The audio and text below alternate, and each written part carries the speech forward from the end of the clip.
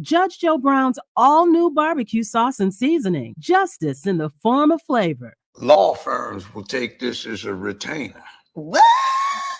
It must be a law firm where they hungry as hell. Now you gonna help me with this parole I'm dealing with?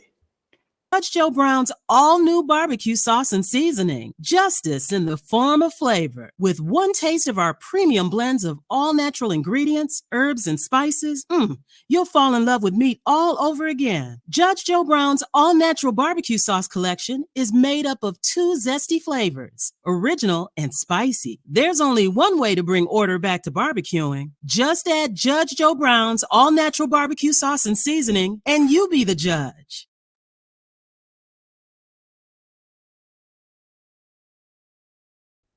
Okay, let's get into it. Let's start with Daniel Penny. He was found not guilty. I just want to play a clip. Breaking news. The jury has reached a unanimous verdict in the case of Daniel Penny. He's been found not guilty on the charge of criminally negligent homicide. Now, remember what was at stake here. The jury could not agree on manslaughter. They failed to agree twice. The judge gave them another bite at the apple on this lesser charge, negligent. They now say not guilty. Breaking news.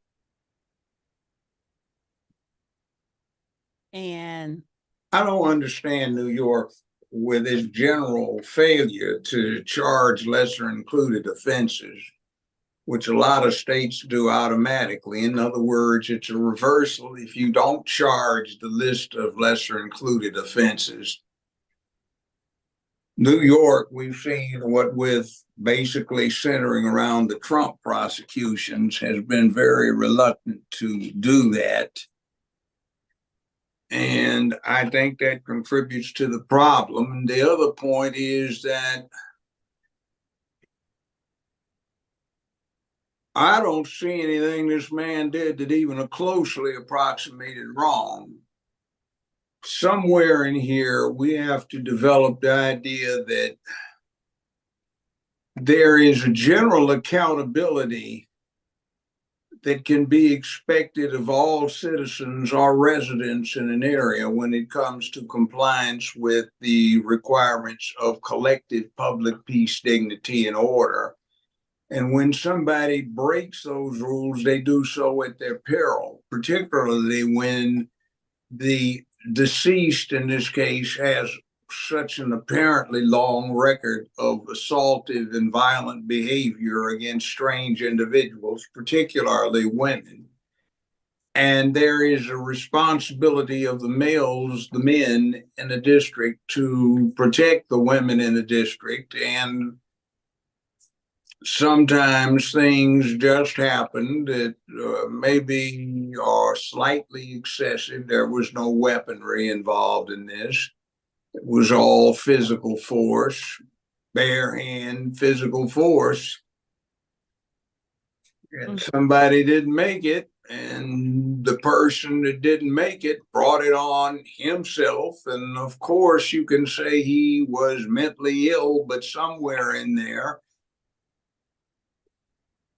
you have to say that you're going to be serious about treating mental illness, but then you run into this problem of, oh my God, people need to be protected. And then you have other things of mental illness that people have gotten away from to deal with this rainbow cult nonsense, where the obvious mental illness of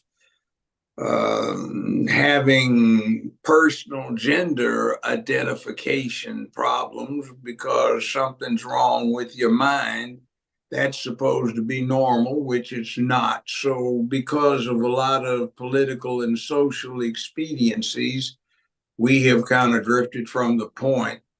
We've got another one we can touch on, and that's a matter of coherence in our system.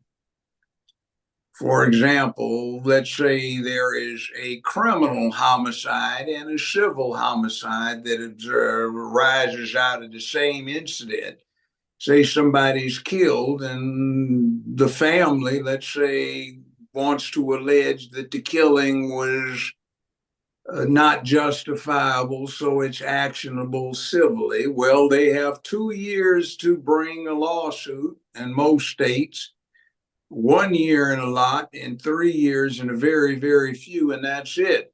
But then you turn around and you get California, New York, and everything else off of a booty or a titty squeeze, and you get 35 to 50 years to file it. So when did that become more serious than a homicide? You see, when you start talking about political objectives, social objectives, you start drifting. And somewhere in here, it's like people will turn their heads and say, well, good riddance. And I hate to say that, but I've been a criminal court judge and I have signed death warrants on people and imposed death penalties. So it is what it is. There's public peace, dignity, and order. That is a requirement, and we've drifted far from it, and our cities have become hellholes, cesspools, islands of chaos. Somewhere in there, public, personal assessments of peace, dignity, and order are going to have to be remade. So I wanted to play Daniel Penny response. East Village in Manhattan. So I take the subway multiple times a day. In this instance, I was coming from school. I got out of class around 2:15 and I took I was at J Street Metro Tech, took the Uptown F train. At 2nd Avenue, a man came on, stumbled on, appeared to be on drugs. The doors closed and he ripped his jacket off and threw it at the people sitting down to my left. I was listening to music at the time. And he was yelling, so I took my headphones out to hear what he was yelling. And the 3 main threats that he repeated over and over was, I'm going to kill you, I'm prepared to go to jail for life, and I'm willing to die. This was a scary situation. And Mr. Nearly came on. He was threatening. I'm 6'2", and he was taller than me. So and there's a common misconception that Marines don't get scared. We're actually taught one of our core values is courage. And courage is not the absence of fear, but how you handle fear. And, I was scared for myself, but I looked around, I saw women and children. He was yelling in their faces, saying these threats. I couldn't just sit still. Some people say that I was holding on to Mr. Neely for 15 minutes. This is not true. I mean, between stops is only a couple minutes. So the whole interaction lasted less than 5 minutes. Some people say I was trying to choke him to death, which is also not true. I was trying to restrain him. You can see in the video, there's a clear rise and fall of his chest, indicating that he's breathing. I'm trying to restrain him from him being able to carry out the threats. And then some people say that this was about race, which is absolutely ridiculous.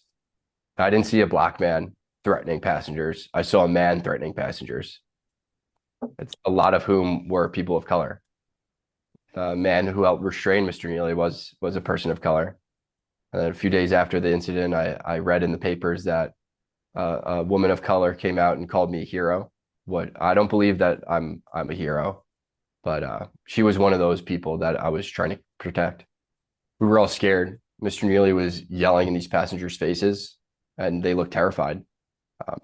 The reason why there was no video at the start of the altercation was because people were too afraid getting away from him, and the videos didn't start until they saw that situation was under control. I knew I had to act, and I acted in a way that would protect the other passengers, protect myself, and protect Mr. Neely. I used this hole to restrain him, and I did this by leaving my hand on top of his head to control his body. You can see in the video, there's a clear rise and fall of his chest, indicating that he was still breathing. And I'm calibrating my grip based on the force that he's exerting. And I was trying to keep him on the ground until the police came. I was praying that the police would come and take this situation over. I didn't want to be put in that situation, but I couldn't just sit still and let him carry out these threats. All right. So Okay. personal little experience. I did this to somebody, choked them out. That's what it's called. And it was 2013 in the ski season at a club in Aspen, Colorado. Big New Zealander who got out of hand and was going around trying to rip the tops off of female guests, including my ex-wife and a goddaughter of ours. So I just got him, subdued him, put him on the ground, choked him out. Well, let's put it this way. When he started to go out, I said, I'm going to give you a little more pressure. Next time, I'm going to light it up on the pressure so you won't pass completely out. But if you resist, I'll put you all the way out. Now, here's the trick. You're not obstructing the person's breathing, so the chest going in and out is no indication on whether or not he's getting blood flow to the brain. The typical grown man, if his hands are not small, and mine aren't small, I do an XXL glove, size 12, I can take these two fingers on most men's throats, place them approximately over the carotid artery complex on each side, meaning the index finger here, and the thumb over there, and squeeze, and not necessarily hard, and I'll put you out. It takes 10 seconds before you will lose visuals and 15 seconds before you faint. Problem is you cause brain damage if you hold that restriction of the blood flow. Now, the interesting thing is if somebody has been hyperventilating, excited, they oxygenate the brain. They do not exercise this carotid sinus complex, which gives a person the sense of air hunger. It's a particularly hazardous condition for people who are breath hold diving, because if you are heavily oxygenated, you purge yourself of carbon dioxide. The carbon dioxide buildup is what gives you the air hunger feeling. And what happens is you run out of oxygen in your system for your brain to function on, but you don't feel an air hunger. We used to do this as kids, just stand up and hyperventilate 15, 20 times, close your eyes, hold your breath, and the next thing you'd wind up on the ground. You would reflexively start breathing again, but you'd pass out. So the deal is you restrict the oxygen flow through the blood flow to the brain, and the individual who is the target does not feel an oxygen hunger, an air hunger, but they're suffering from a lack of oxygen. So after 15, 20 seconds, it starts getting very dangerous, and people don't know that much about it. They see it in the movies and they try, and it works. But again, this person brought it on himself. And if anything, this would have been negligent homicide at the worst, not manslaughter. So let's talk about the race part. I want to play these two. That's the Democratic Party. They turn everything into race, and the woke idiots, everything's racial, and this had nothing to do with a white man taking out a black man. It was, as he said, a citizen restraining somebody who was violating public peace, dignity, and order. It's like everybody else has vigilantes. We need some black vigilantes. That's right. People want to jump up and choke us and kill us for being loud. How about we do the same when they attempt to oppress us? Oh, give it a break. I know you're looking for us to be like, oh, go and march, go and march. No. This weekend, I want you to hold a community event everywhere from the Bronx to Houston to Seattle to Florida. Black people hold community events and talk about what you need. It's like everybody. And then What you need is for us to act like we've got some damn sense and to not sit there and try to promote this kind of garbage like it's normal. It's not. Black folk can act as decent as anybody else. And you go in these neighborhoods, and what a lot of people don't realize is because the press never publishes it. For the last 50 years, I've been practicing criminal law. For every somebody that's hollering like this, you got 25, 30 folk going, good riddance, man. He sat up there, made life miserable, man. Couldn't nobody go around, have no peace in his neighborhood because of that folk. Man, we need to go get that. What kind of whiskey that dude drink, man? We gonna get him a bottle for getting rid of a problem, man. See, juries come back. You have 12 people on the jury, 9 of them are black, or 10 of them are black out of the 12, and they come back with a unanimous question. Your Honor, if we feel that the victim deserved killing, do we have to convict the defendant? So, that's not unusual. Right.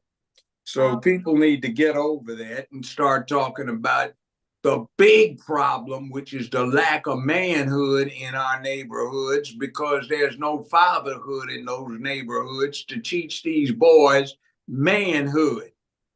And some of this stuff is just way off the deep end, way outside of public peace, dignity, and order needs to stop, because our neighborhoods need to be as quality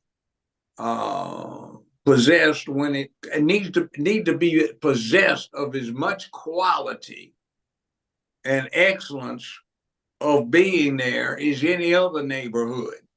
Doesn't need to be hellhole where you're sharing some profane matter with somebody on the far side of a parking lot because you have no manners, or you're sitting in a restaurant and everybody on the front side of the restaurant can hear what you're saying in the back, or vice versa. Act like you got some couth, and a lot of this stuff would happen. And by the way, it's been my personal observation in life that the most dangerous human beings are the most polite with each other, whether you're talking about real organized crime figures or you're talking about warriors. Well,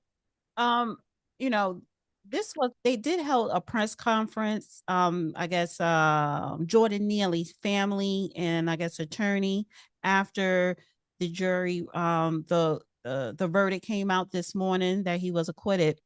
I could play a little bit. It's 3 minutes. I don't want to hear it. It's going to be the same end thing of woe is us, and you're going to get Ben Crump coming up here to try and file a civil suit that he'll settle because he's afraid to get in front of the jury on it.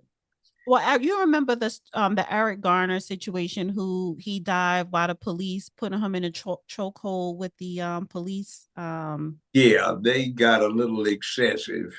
Yeah, his mom was part of this press conference, and she was lending her support, and she was saying, she fought for almost 10 years to have the chokehold banned from police officers, but she was saying how the chokehold should not be allowed by regular people to use it as well. Why not? I've done it before, learned how to do it more than a half century ago, and my instructor was my brother, who Black Belt magazine said was probably the most dangerous human alive in North America for 2 decades.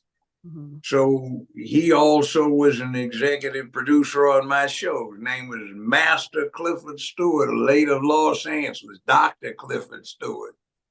Mm-hmm. So, I mean, look him up. Yeah. All right. Well, so, I mean, it's safe if you know what you're doing. But then there's this thing. Humans are not that easy. We're not that weak. Mm-hmm. But it's not that we can't do somebody in as quickly. It's not like you see in the movies where you get a lot of this and somebody goes down. You see lucky shots getting taken by most people who don't know what they're doing. They think a good blow, say to the chin, straight back, will take somebody out quickly. Not necessarily. What will guarantee to take them out is a clip to the chin that causes the head to rotate even slightly at a violent rate, and that causes the brain to remain still while the skull rotates around it, which causes it to be shocked, which will put somebody out. It's the rotation rather than just the jolt. Now, other than that, what kind of choice do you have? You can put an elbow to somebody's temple, but that's going to require a much heavier blow than if you're relying on rotation. But most of the time, you can't do that, and that's going to leave bruising. But if you get the arm back around and you're choking somebody, you use the bicep and you use the forearm muscles to squeeze onto the carotid artery, and it will quickly put somebody down, but you should be counting 1,000, 2, 1,000. And when you get to 10, you usually won't have any problem because they can't see anymore. And if you go 5 more seconds, they'll pass out. Now you got a leeway in there, 10, 15 seconds. Let me also add this because I did not know. I don't know if this came out, but this person that I did Third Eye High pre-recorded talking about Daniel Penny last week. He did say earlier that day that Jordan Neely ingested K12 or K2 is a drug. So, just I don't want to go into George Floyd, but George Floyd had so a lot of times when you have some type of substance in your system already from ingesting that day, and then this happens to you, number one, it explains his erratic behavior. Number two, when someone do put you in any type of chokehold, because of the stuff that you are already dealing with, can speed up the process or cause something fatal to happen in a situation where normally it won't be so fatal. You get what I'm saying? Oh, I get it. And then there's another protocol too that doesn't get taught because of the lack of manhood teaching. It's called tapping out. In other words, it's polite, even when you had lethal duels as a popular thing in Europe and in America. Lord Bullington, of you satisfaction, sir. Would you please advise Sir Wilberforce that is satisfaction? That's not necessary anything further. Or a tap out. In other words, just like you see in a wrestling match, tap out. Okay, enough's enough. I quit. I surrender. Battlefield's going on. A prisoner throws his hands up, I surrender. Protocols, don't shoot the guy, he surrenders. See, we have these things that are part of the masculine complex. And when you don't teach these masculine things, people, one, don't know them to evoke them, and two, don't have any idea about when and how it's applied. And the other thing is, this is the big one. Fist fights are so uncommon these days that when a boy gets 20, 22, 24 years old, he may never have been in a fist fight in his entire life, where if he's from my generation, he's got 10, 15, 20, 25 fist fights he's been in, that at least where he has got the experience, so it ain't no big thing. So he kind of gets the idea of what's going to provoke what. And some things you just don't do.